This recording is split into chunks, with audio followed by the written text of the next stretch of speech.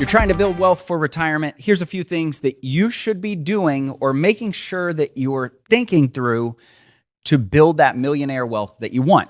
Now, the first one is actually maybe it's building more than that millionaire wealth. And that's just making sure that you are realistic about how much income you're going to need in retirement. I've talked to so many people that are saying, well, hey, I'm going to retire on $100,000 a year. Well, awesome. That's great. But if you're making $50,000 a year and you're only saving 10% of your income or $5,000, that may not get you there unless you have, potentially a lot of real estate that you're selling off or some inheritance. So you've got to be realistic with that. Other than that, you've also got to think through, so many people say, you know what, I want to save $1 million. I want to retire with $1 million. Well, if you were 60, that's not bad if you're close to $1 million. But if you're 30 and you want to retire at 60, there's a big difference because of inflation. And if I'll show you this right here, if you look at this, it says 1 million now equals 2,427,262.47 after 30 years in purchasing power. So basically what that means is you need over 2 million, almost 2.5 million in 30 years if inflation is at 3%. To get you the same that you would be buying with 1 million today. So you've got to have a lot more money later because we've seen that. We're all in this moment right this second with high inflation, and we're just projecting it to be 3% on average per year, and that would mean that you need a lot more money saved. So be realistic with that. Make sure you're doing that. The next one's just choosing the retirement accounts that you have in a smart way.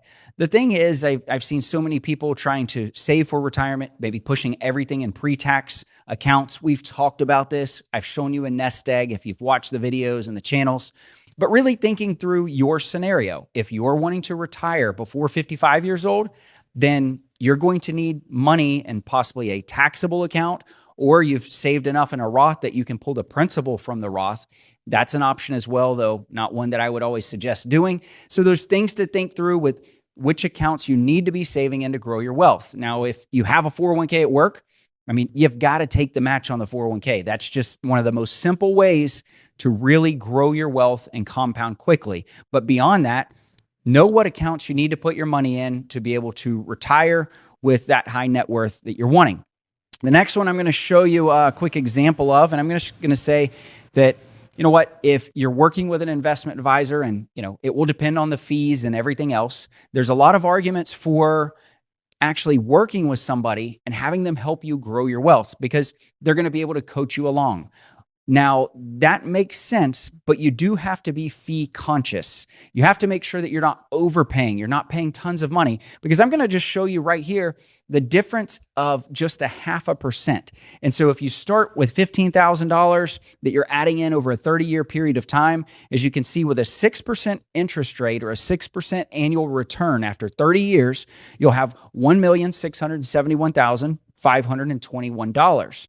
Now, what happens if you're looking and you say, well, hey, let me see if I can get 0.5% more. Maybe I'm going to get rid of this advisor, get another advisor that's a little bit cheaper because I still need an advisor. Maybe that's your scenario. Or maybe you're just wanting to do it all on your own. But look at that. $1,981,454, over $300,000 more just by getting 0.5% more return. So you really have to make sure that you know what you're doing there. You're not just overpaying on fees, whether it be with an advisor or a mutual fund or anything else that you're getting into. Make sure that you know what you're doing there. These are all ways that you can grow your wealth.